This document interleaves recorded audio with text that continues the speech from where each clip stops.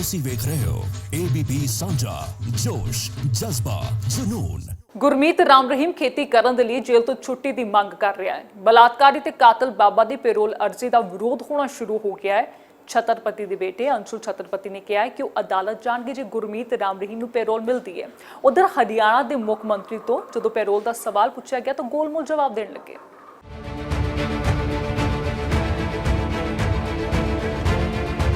सरकार या प्रशासनिक ढांचा जो है अगर किसी भी तरीके से डेरा सच्चा सौदा प्रमुख को पैरोल देने की वकालत करता है और इसकी पैरोल को अलाउ किया जाता है तो हम अदालत का दरवाज़ा खटखटाएंगे।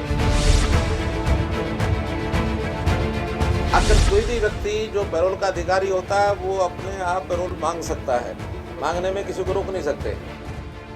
इन्हें अंशुल छतरपति मृतक रामचंद्र छतरपति ਦੇ ਬੇਟੇ ਗੁਰਮੀਤ ਰਾਮ ਰਹੀਮ ਨੂੰ ਪੈਰੋਲ ਅਜੇ ਮਿਲੀ ਨਹੀਂ, ਪਰ ਉਸੇ ਅਰਜ਼ੀ ਦਾ ਇਹ ਵਿਰੋਧ ਕਰ ਰਹੇ ਨੇ। ਨਾਲੇ ਸਾਫ਼ ਸ਼ਬਦਾਂ 'ਚ ਕਹਿ ਦਿੱਤਾ ਕਿ ਪੈਰੋਲ ਮਿਲਣ ਦੀ ਸੂਰਤ 'ਚ ਉਹ ਅਦਾਲਤ ਦਾ ਦਰਵਾਜ਼ਾ ਖੜਕਾਉਣਗੇ, ਕਿਉਂਕਿ ਸਾਲ 2002 'ਚ ਅੰਸ਼ੁਲ ਦੇ ਪਿਤਾ ਦਾ ਕਤਲ ਕਰ ਦਿੱਤਾ ਗਿਆ ਸੀ। ਅੰਸ਼ੁਲ ਨੇ ਆਪਣੇ ਪਿਤਾ ਦੇ ਲਈ ਇਨਸਾਫ ਦੀ ਪੂਰੀ ਲੜਾਈ ਲੜੀ ਤੇ ਗੁਰਮੀਤ ਰਾਮ ਰਹੀਮ ਨੂੰ ਉਸੇ ਕੀਤੇ ਦੀ ਸਜ਼ਾ ਦਿਵਾਈ। ਪਰ ਇਹ ਜੰਗ ਇੰਨੀ ਸੌਖੀ ਨਹੀਂ ਸੀ, ਕਿਉਂਕਿ ਰਾਮ ਰਹੀਮ ਇੱਕ ਵੱਡੀ ਤਾਕਤ ਬਣ ਚੁੱਕਿਆ ਸੀ।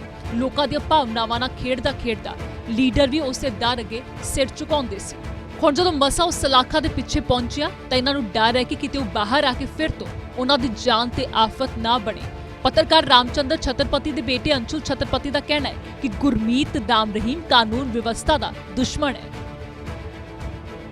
लोग खेती करते हैं, वो डेरा सच्चा सौदा के ट्रस्ट की ज़मीन है, राम रहीम का उसका मालिकाना हक नहीं है उस ज़मीन का राम रहीम के पास।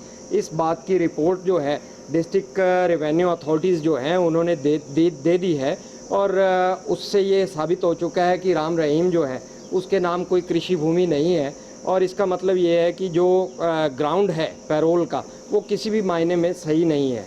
सबसे पहली बात ये, और दूसरी यह है कि अगर वो व्यक्ति जेल से बाहर आने के लिए पैरोल की याचिका लगा रहा है, यह उसका बिल्कुल इसमें कोई दो राय नहीं है कि यह उसका राइट है। जिस तरीके से हमारे हरियाणा सरकार के 2 मंत्रियों का बयान आया कि हर एक कैदी का जो है फंडामेंटल राइट होता है पैरोल लेना, पैरोल मांगना हर एक कैदी का राइट होता है, राम रहीम का भी राइट है। लेकिन पैरोल देना ना देना यह हमारी जो अथॉरिटीज़ हैं, जो ज़िला अथॉरिटीज़ हैं, उन्होंने तय करना है कि उसके बाहर आने से किसी तरीके का लॉ एंड ऑर्डर को ख़तरा तो नहीं है।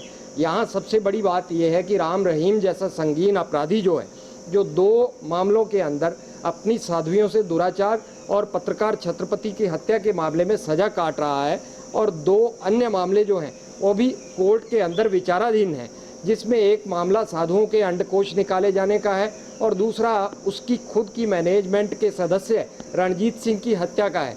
दोनों ही मामलों में ट्रायल जो है वो गुरमीत सिंह के बाहर आने से ट्रायल प्रभावित हो सकता है और इसलिए उसका बाहर आना किसी भी लिहाज से ठीक नहीं है।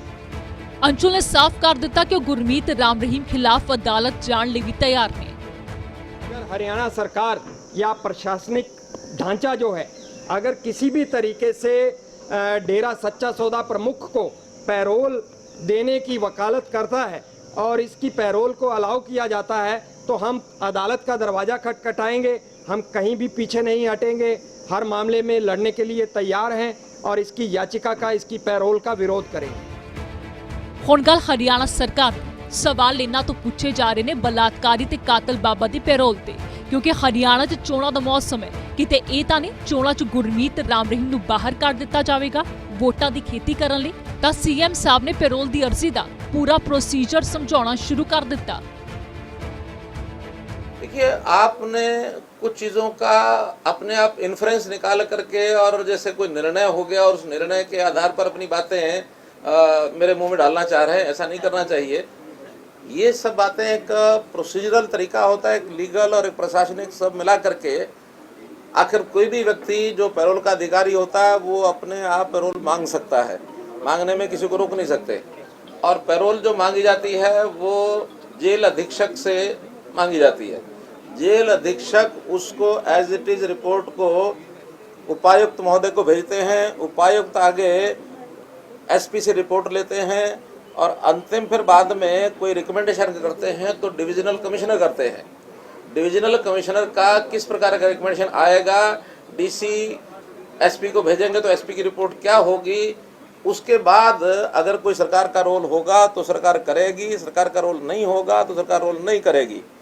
मुझे जहां तक जानकारियां पिछली हैं, इस समय चूँकि सारे घटनाक्रम पर कोर्ट भी नज़र रखे हुए है और हम लोग चाहे सरकार के लोग हैं चाहे अधिकारी हैं, वो प्रशासनिक व्यवस्थाओं को देखकर और नियम कानून को ध्यान में रखते हुए कोर्ट की परमिशन की यदि कोई आवश्यकता है तो उसकी परमिशन के साथ कोई निर्णय उचित जो प्रदेश के हित में होगा वो करेंगे।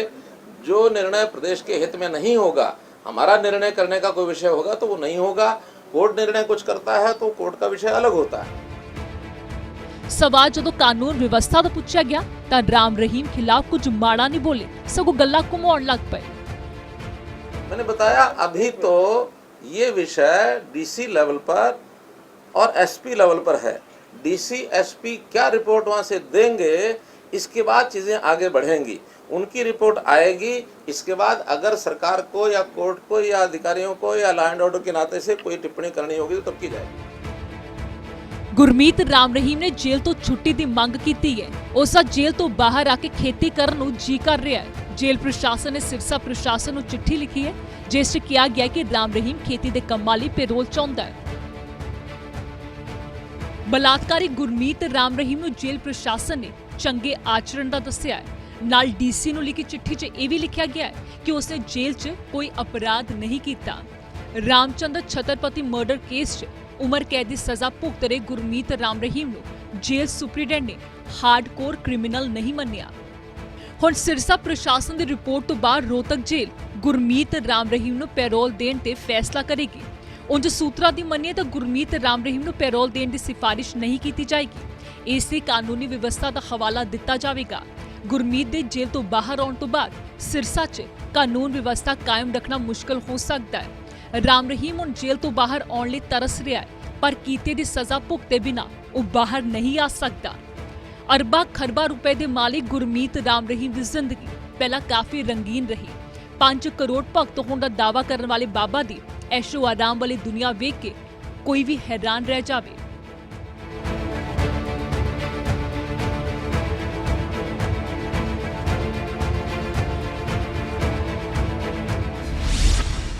ਰਾਮ ਰਹੀਮ ਆਪਣਾ ਪੂਰਾ ਨਾਂ ਸੰਤ ਡਾਕਟਰ ਗੁਰਮੀਤ ਰਾਮ ਰਹੀਮ ਸਿੰਘ ਇੰਸਾ ਦੱਸਦਾ।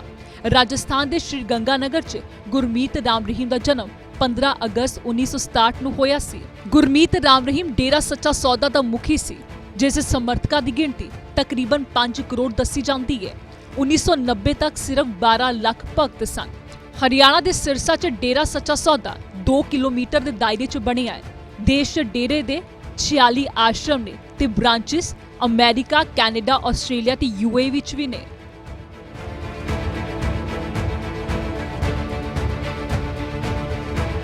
ਆਸ਼ਰਮ 'ਚ ਭਗਤਾਂ ਦੇ ਰਹਿਣ ਲਈ MSG ਹੋਟਲ ਤੇ ਕਸ਼ਿਸ਼ ਹੋਟਲ ਬਣੇ ਨੇ।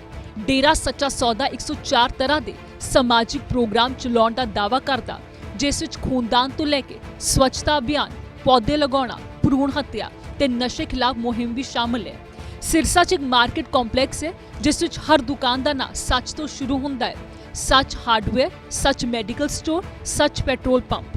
ਕਿਹਾ ਜਾਂਦਾ ਹੈ ਕਿ ਗੁਰਮੀਤ ਰਾਮ ਰਹੀਮ ਦੇ ਆਸ਼ਰਮ 'ਚ ਇੱਕ ਗੁਫਾ ਹੈ ਜਿੱਥੇ ਰਾਮ ਰਹੀਮ ਰਹਿੰਦਾ ਸੀ। ਗੁਫਾ 'ਚ ਸਿਰਫ ਖਾਸ ਸੇਵਾਦਾਰ ਹੀ ਜਾ ਸਕਦੇ ਸੀ। ਇਸ ਦੀ ਸੁਰੱਖਿਆ ਮਹਿਲਾ ਸੇਵਾਦਾਰ ਕਰਦੀਆਂ ਸੀ। ਪਰ ਗੁਰਮੀਤ ਰਾਮ ਰਹੀਮ ਅਜਿਹੀ ਕਿਸੇ ਵੀ ਗੁਫਾ ਦੇ ਹੋਣ ਤੋਂ ਇਨਕਾਰ ਕਰਦਾ ਰਿਹਾ।